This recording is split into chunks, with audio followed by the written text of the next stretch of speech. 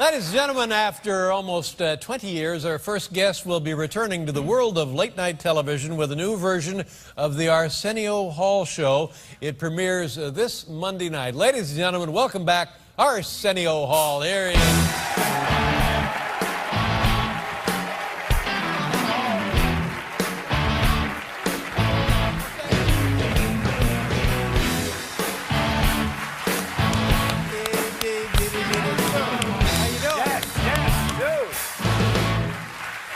Good to have you back. It's nice good to see you. Man, you were talking about Miley Cyrus. You know, here's the crime, Dave, is so many people got ignored while she was twerking and getting all that attention. Like, wait a minute, was she twerking? What? You said twerking. Was she twerking or twerking? You know what? I'm too old probably to say it right, but I think it's twerking. Oh, twerking. Twerking? Yes, yes. That's what the kids say, twerking, right? Hey, she raised a few eyebrows. You know, that's not all she raised, yes, my friend. Yes, come on. Come on. See? But, you know, wow. It's the kind of stuff you're going to see on his show. But here's the crime. People like Taylor Swift got totally ignored that night. And this is a girl who that night met a guy in front, started dating him, broke up with him, went to the bathroom, wrote a song about him, and won for that song that night, and she got ignored. You know? She got totally ignored. Yes. And the thing that David mentioned that they talk about in the neighborhood is how flat Miley's ass was. No, I didn't mention that. Yes. I didn't mention that. Achy, breaky booty, Dave. Yeah, that's right. So you were just dying to get back on the air, aren't you? You have been... Just let me back on the air. Yes, and watching you makes me... yeah, well, I can understand that. If you are at home for 20 years fixing turkey bacon every morning, and then I turn you on and you have Jay-Z and Eminem on the roof. Oh, yeah. I had to come back somewhere. I had to come back. Now, your show, a wildly successful show on the air for 5 years, and then you stopped doing it, which is, to me, everybody says, well, why would a guy stop doing such a successful enterprise? What was the story on that?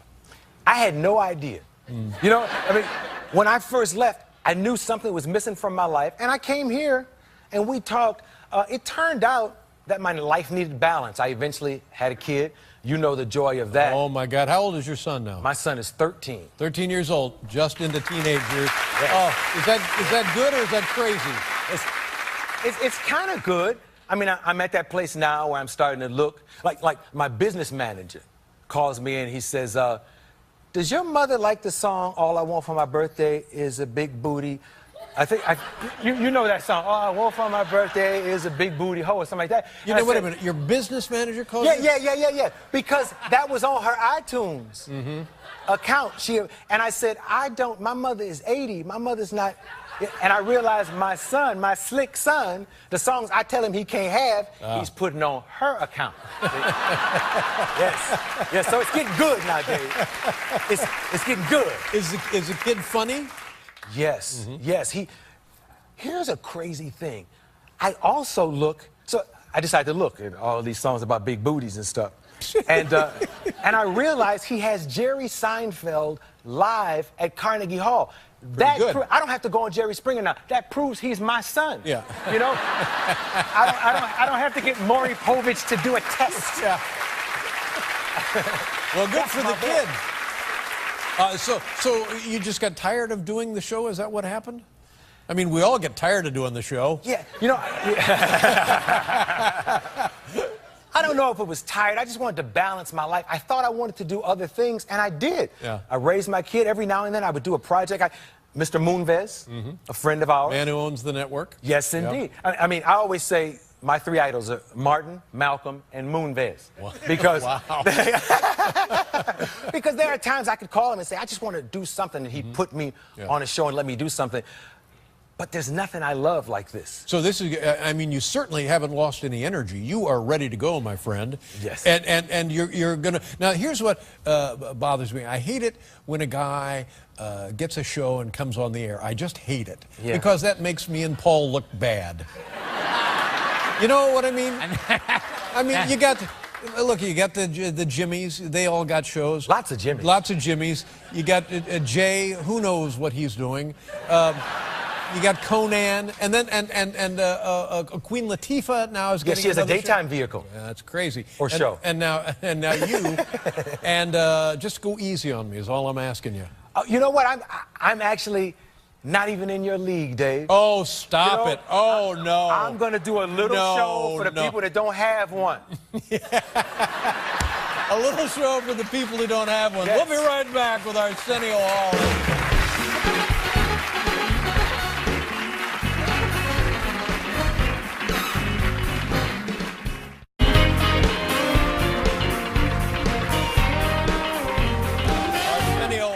Ladies and gentlemen, welcome back. Nice to have you back here. What a building, Dave. Oh, it's a tremendous building. That building, man.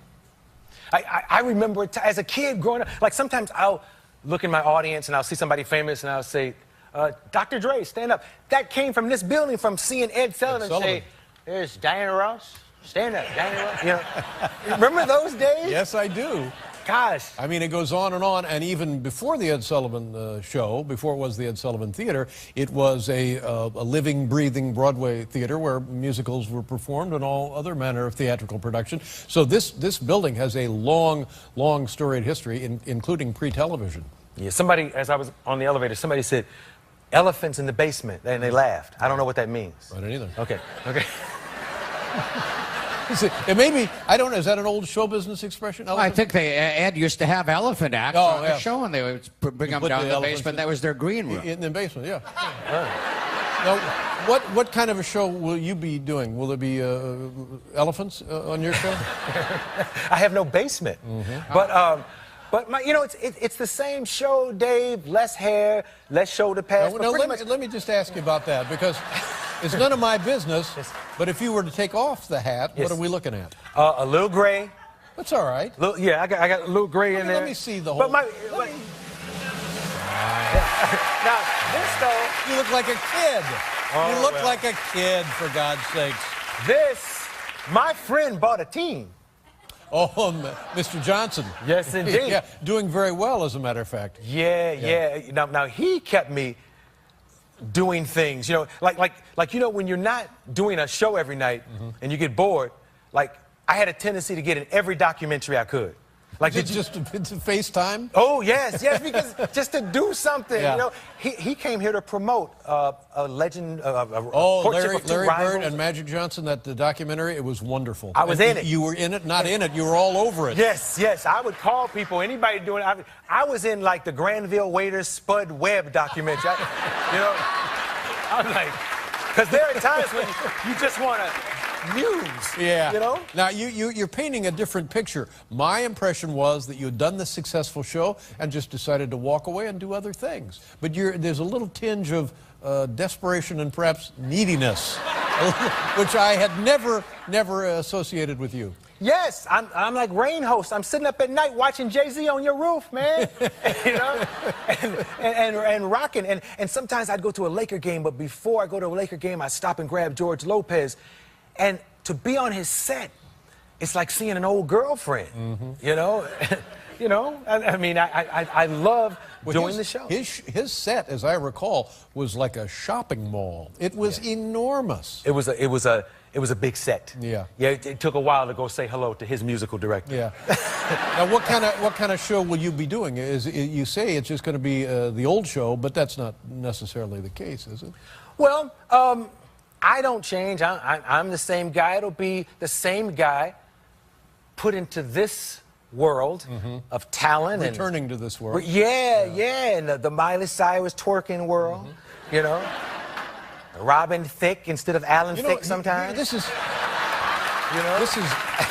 fascinating because one of your first television jobs was on the Alan Thicke show. Yes. The Thick of the Night. Yes. And now, like you just mentioned, years later, Alan Thicke's son is like one of the biggest musical stars in the country. And it was cool because back in the day, if Gloria Loring, his mom from Days of Our Lives, or Alan Thicke was on, you would see Robin and his brother on the side. And I would talk to him sometimes. Robin would say, like, I'd like to come back when you have Gerald Levert on. He would mention soul singers when you have Johnny Gill on. Really? And even then, this little boy knew he was the white Marvin Gaye. He was on that road. He knew exactly who he was. You know? Well, that's true. Well, you know, there's a lawsuit, a dispute about the song. Is it Marvin Gaye or is it not Marvin Gaye? Yeah. You got to give it up. Yeah, you remember that, right? Doom. Boom, dum, dum. See, now this is the difference between you and me. I remember it, but I can't do that. I can't sit there and be my own orchestra. I'm sorry. What kind of music do you listen to? Do you love? Well, it's right over there, my friend. Right over there. Greatest boss. Thank you, David. And Arsenio was a great boss to his band as well. Played them up every single night. You loved your band. All right, now listen, check your local listings. When does this thing begin? Monday night, sir. Monday night? A week next I'm month. only going to do a half hour from 11 to 11:30. When you come on, I'm signing off. That's true. No, his mission is to put us out of business. It premieres Monday night. Check your local listings. Arsenio Hall, ladies and gentlemen. Good to see you again. Good luck with the show. Looking back to Dan Natterman, everybody.